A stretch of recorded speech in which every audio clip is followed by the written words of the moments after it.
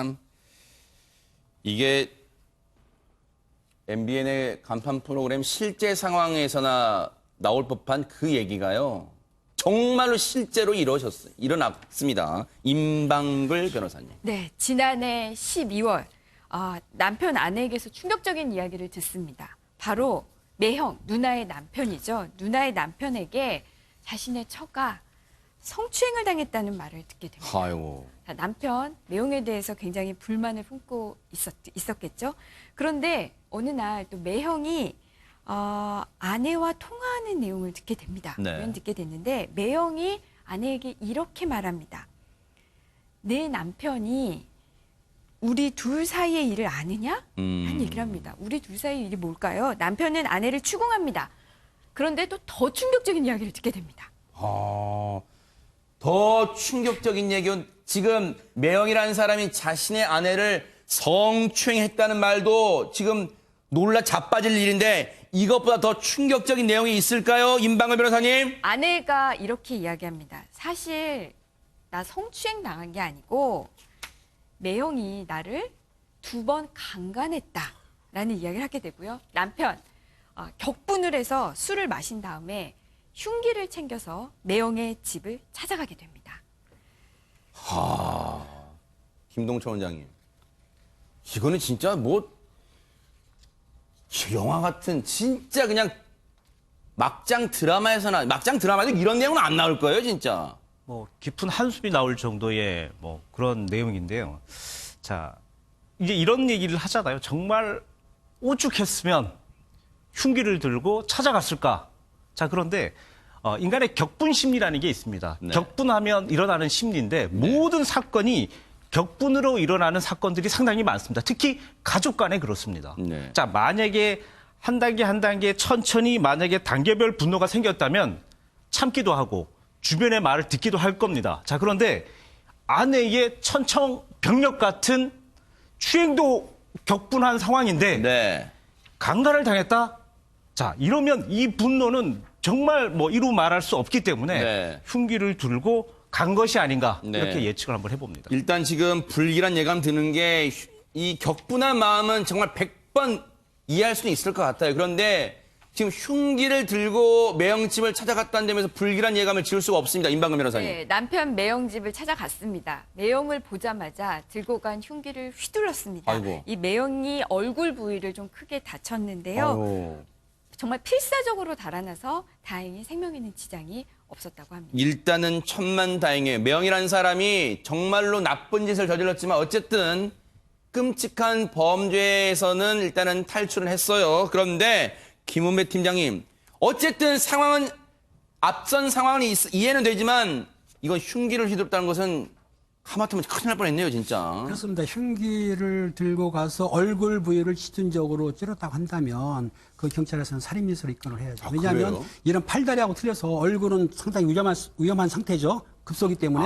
그런 상황인데 이제 그 남편은 뭐라고 변명했냐면 네. 사과받으려고 가서 몸싸움 하다가 우발적으로 찌른 건데 그다음에 그러면은 흉기는 왜 가져갔냐 물었을 거 아닙니까 경찰이. 네. 그랬더니 그거는 방어용으로 가져갔다. 방어용이다. 근데 일반적으로 살인사건에 보면은 그런 식으로 흉기를 가져간 자체가 의도가 있는 건데 본인이 변명하는 것뿐이죠. 네. 왜 흉기로 방어합니까? 아하. 방패를 가져가야지. 말이 안 되는 얘기를 하고 있는 거죠. 네. 그래서 검찰은 남편의 주장이 일리가 없다고 봤나 봐요. 살인 미수 혐의로 기소를 하게 됐는데 재판에 간 이 남편이라는 사람 글쎄요. 강성신 변호사님. 네. 이 재판부도 이런 말을 믿었을까요? 어떻습니까? 차라리 이런 생각 해봅니다. 자신의 혐의를 처음부터 인정하고 선처를 좀 구했으면 어쨌을까 뭐 네. 이런 생각도 드는데요. 네. 일단은 1심은 남편에게 그 살인 미수 혐의로 2년 6개월을 선고를 했고요. 그 원래 살인미수 좀 혐의가 형량이 사형이나 무기 그리고 5년 이상인데 이 경우에는 그거보단 낮잖아요. 왜 그러냐면 이제 미수기 때문에 이제 감경이 된 상황이에요. 네. 근데 이제 1심에서는 뭐 이런 생각을 하실 수가 있어요. 좀 합당한 이유가 있지 않느냐 이러한 행위를 왜냐면 내 아내가 성폭행을 당했는데 그러니까 이런 것도 하나의 이제 감경의 사유로서 이제 작용을 할 수 있겠죠. 그러면은 이제 미수이기 때문에 기수보다는 감경을 할 수 있다. 좀 이렇게 설명을 드릴 수 있을 것 같습니다. 네. 살인미수 혐의로 지금 징역 2년 6개월을 선고를 했습니다. 그런데 이 남편 입장에서는 그러니까 이 흉기를 휘두른 어떻게 보면 이제 가해자, 피의자가 되겠죠. 흉기를 휘두른 사건에 대해서는 자신의 아내가 이 남성한테 성폭행 당했다는 거는 전혀 반영이 안 됐다고 여겼을 거예요. 그래서 항소를 하게 됩니다. 2심까지 가게 되는데 항소심 재판부의 판단은 뭐였을까요? 임방근 변호사님. 항소심은요, 원심을 파기하고, 자, 1심에서는 실형이 선고됐잖아요. 네. 징역 2년 6개월. 근데 항소심에서는 징역 2년 6개월에 집행유예가 붙습니다. 어허. 집행유예 4년을 선고됐는데요. 그러니까 1심보다 형이 완전히 낮춰졌습니다. 네. 실형은 정말 구치소에 있어야 되지만은 집행유예는 바로 풀려나는 거잖아요. 자, 이렇게 낮춰진 데는 이유가 있었는데요. 네. 1심에서는 이 피해자, 매형이 용서를 하겠다는 의사가 오락가락했어요. 그게 1심 판결에서는 전혀 반영이 안 됐습니다. 피해자가 내가 이 사람이 좀 낮은 처벌을 받기를 원한다, 약한 처벌을 받기를 원한다, 이런 이야기, 처벌을 원하지 않는다, 이런 그 합의서가 항소심에서는 제출이 됐거든요. 1심에서는 그 의사가 좀 처벌 불원 의사가 좀 불명확했는데 항소심에서는 그게 명확했다라는 점. 네. 또 하나는 앞서 잠깐 언급을 해주셨지만 지금 이 피고인이 이런 범행을 저지르는 그 경위를 보니까 왜 이렇게 범행을 저질렀을까? 그 동기를 보니까 우리 아내가 강간을 당했다고? 여기에 굉장히 화를 안 낼 남편은 없잖아요. 그러니까 좀 이게 우발적 범행이다. 그리고 피해자인 이 매형도 이런 게 어느 정도 당신이 이 범죄를 유발한 데 책임이 있지 않느냐, 범행을 유발한 데 책임이 있지 않느냐, 이런 점을 감안을 한다면 1심형은 너무 과하다. 아하. 그래서 이제 집행유예가 선고가 됐습니다. 피해자한테도 이 흉기 사건을 유발한 책임이 있다고 좀 봤네요. 그런데 여기 보니까 강성신 변호사님 1심과 달리 항소심 재판부는 우발적 범행이라는 표현을 쓰고 있네요, 지금. 사실 제가 뭐 판결문을 보지는 못했기 때문에 정확하게는 알 수 없어서 저도 잘 이해가 안 돼요. 이게 왜 우발적 범행인지 저 잘 이해는 안 되는데 아하, 네.